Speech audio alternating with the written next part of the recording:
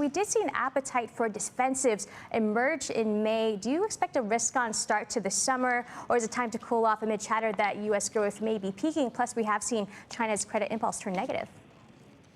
Well, I think June would be a little bit crucial because we have some surprising data in May. We have a very weak unemployment data in the U.S., and then we have a strong CPI. But the market actually sailed through those data. But I think the new set of data would be crucial because markets think the Fed would take a cautious stance and waiting for more and wait for more data to come out. So this new set of data I think would be crucial. So in the meantime, I think the market is quite resilient and come out of and can sail through many negatives, including the sale of cryptocurrencies. So I think the chance is that we probably may still have some more upside to run. Now, when it comes to the U.S., you're seeing outperformance in the longer run. Asian stocks have been underperforming. Would this be a buying opportunity in this region? And if so, where is looking the most opportunistic for you?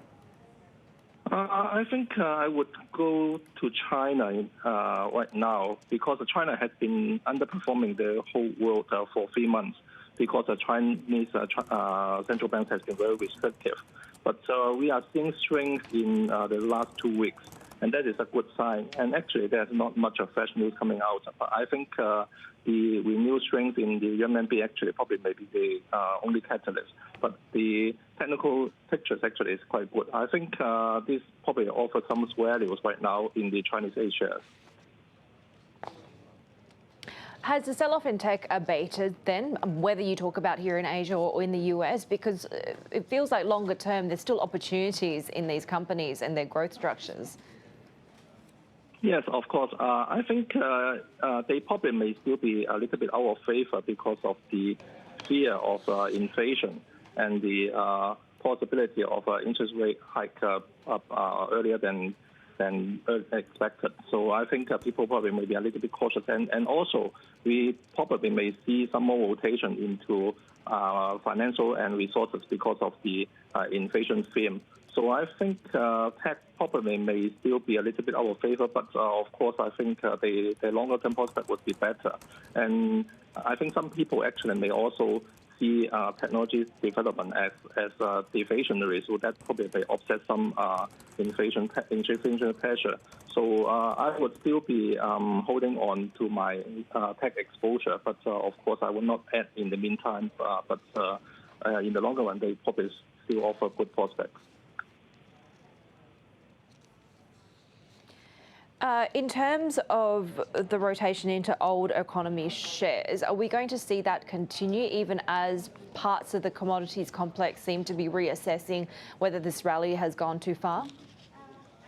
I think the commodity stocks actually may not have too much upside, but financial and retail brand names I think should be okay.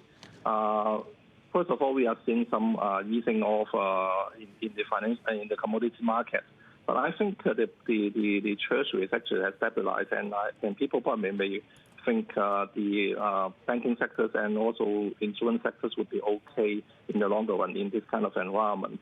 So they will probably maybe save a bet. And also, I think retail brand names should be okay as well because people are not looking at pricing power. If those companies own pricing power, then I think that they would do well in an inflationary environment. So that probably would maybe be even better bet. Another sector I think would be the semiconductor equipment because people know about this chip shortage problem in the meantime, and that probably may be another source of inflation. So they probably would like to add semiconductor equipment as an hedge as well. On chip equipment makers, this is underpinned by the cyclical and structural demand that we're seeing, which has chip equipment maker customers like TSMC and Samsung boosting their investment spending. Where are you finding value in the space? You have names like ASML looking a little bit pricey compared to its rivals, for example. ASML actually is the dominant leader in that space, and actually it has outperformed. So you can also go for secondary players like Lam's Research, etc. I think people would still look for the best, and I think that these stocks would still outperform.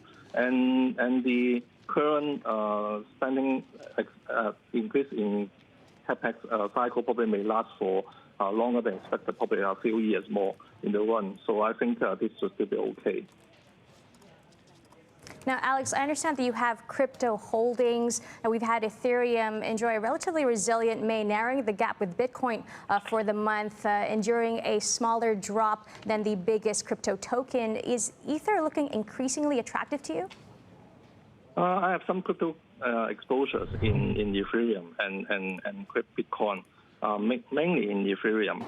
I think they would still be okay because people would still own them as a hedge, and then the government interventions probably may still be a long-term issue. But that I think would persist forever. But the believers in crypto actually would not mind that.